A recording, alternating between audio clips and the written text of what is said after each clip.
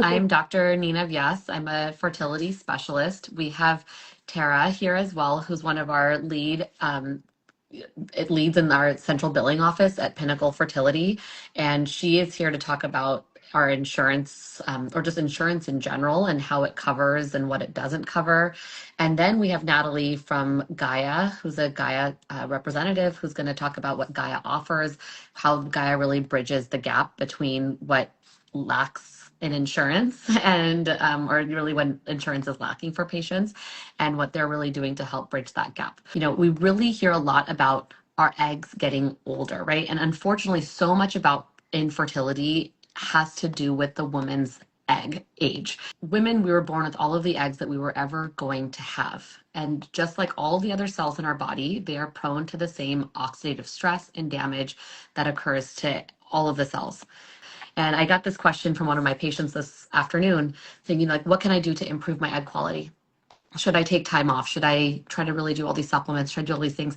And of course, talk to your fertility doctor about that and what time looks like for you. But there is nothing that can reverse egg aging. And if there was, we would be all over it. The second pillar is really egg quantity. Ovaries have a finite amount of eggs in them. We're usually born with about 1 to 2 million eggs.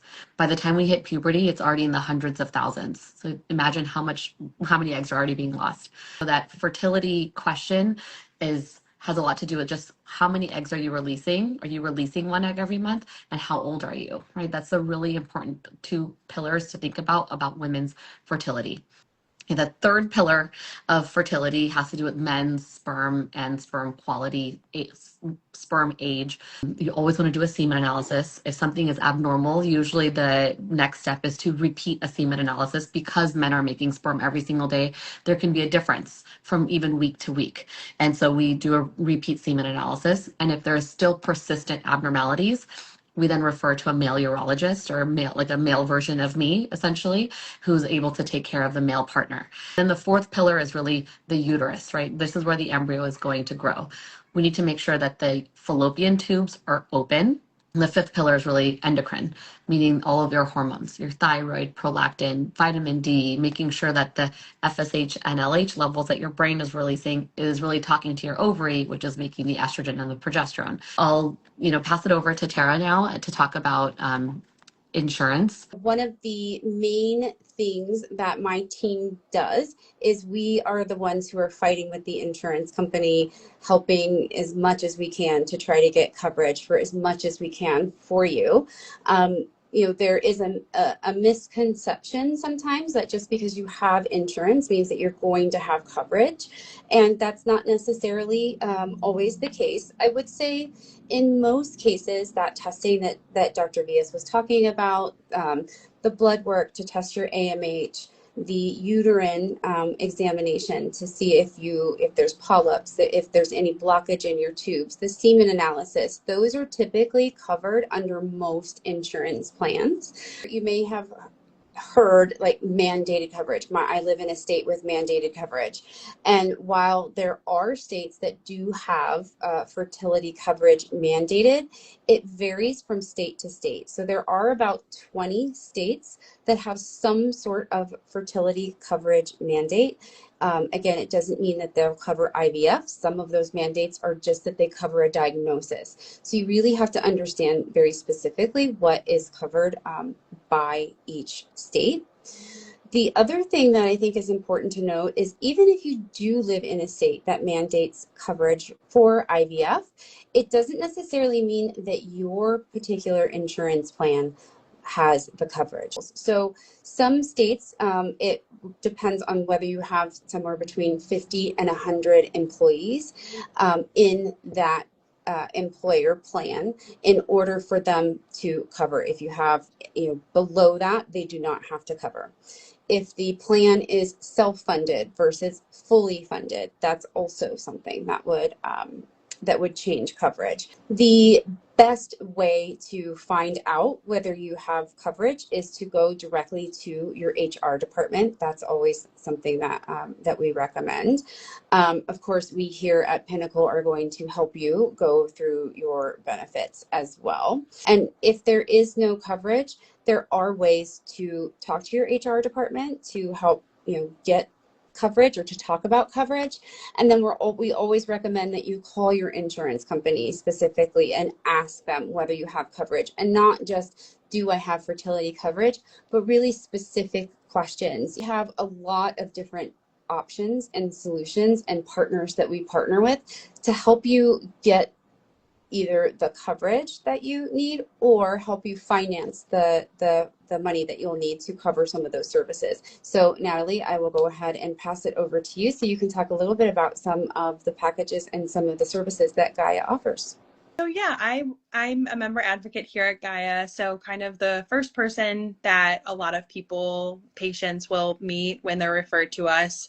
Our goal here is to offer more protection, because with an IVF cycle, there are so many unknowns. Like with Gaia, if those embryos do come back abnormal in any way, then we'll actually cover you to go into another egg retrieval free of cost. To a second layer of that, because there's more, we do cover all embryo transfers until that live birth occurs. In addition, IVF is really our bread and butter with an egg retrieval and a transfer, but we do offer those egg freezing plans that Dr. Vyas talked about too. And we also do offer the PGT and medication as fixed add-ons. Our member growth and member advocate team here at Gaia is amazing. So if you guys ever have any questions, feel free to book a call with us. We have a member support team as well, and lots of complimentary services like mental health and fertility coaching. And so really, all in all, we're just here to support you.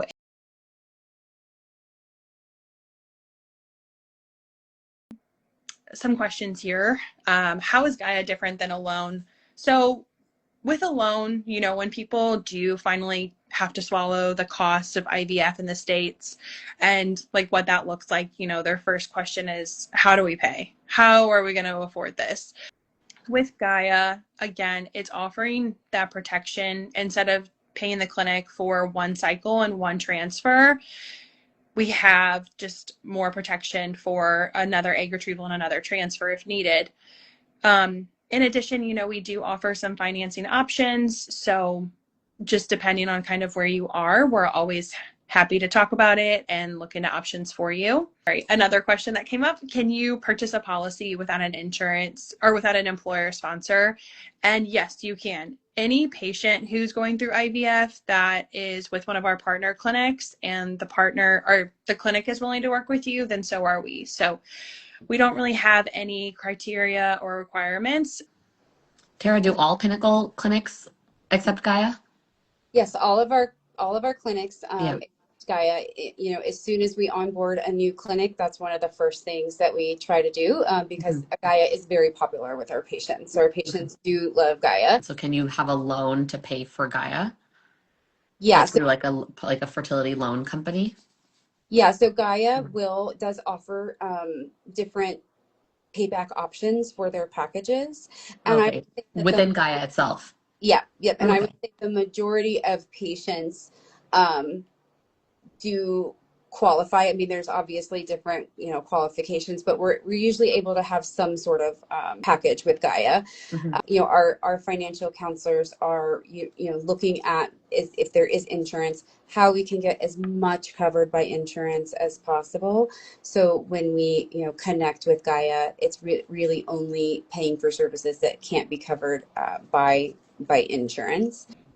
Somebody asked, can I use Gaia with insurance? And really, our packages are geared towards a patient who does not have any insurance coverage. Here at Pinnacle, the financial counselors will really look at your specific insurance and help determine, what is the best option. Should we reserve your remaining benefits for, something, and then you use Gaia for your retrieval and transfer, but maybe you want to like do egg and like a donor egg thaw and fertilization at the same time, right? So sometimes we will help patients utilize both Gaia and insurance when it is makes financial sense.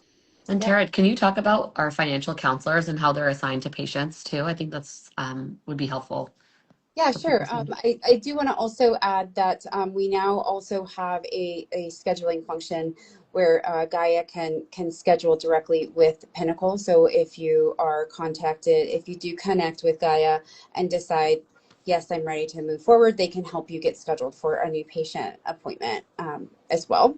Each patient, after their new patient appointment, is assigned a dedicated financial counselor. And this financial counselor is kind of like your financial navigator through your journey. And so financial counselor will look at your insurance benefits, look at what the doctor has ordered for you in terms of testing, treatment, and really calculate your estimated out of pocket based on your insurance coverage. We'll also talk to you about different options such as Gaia or traditional lending through like Patient Fi, which we use for most of our funding. Anytime patients have questions regarding any benefits or any bills or just really anything financing, anything billing related, the financial counselor is your go-to person. Pleasure to chat with Yeah. you guys. Thank you Yes. so much for taking the time to do this. And I hope it was helpful for everyone watching.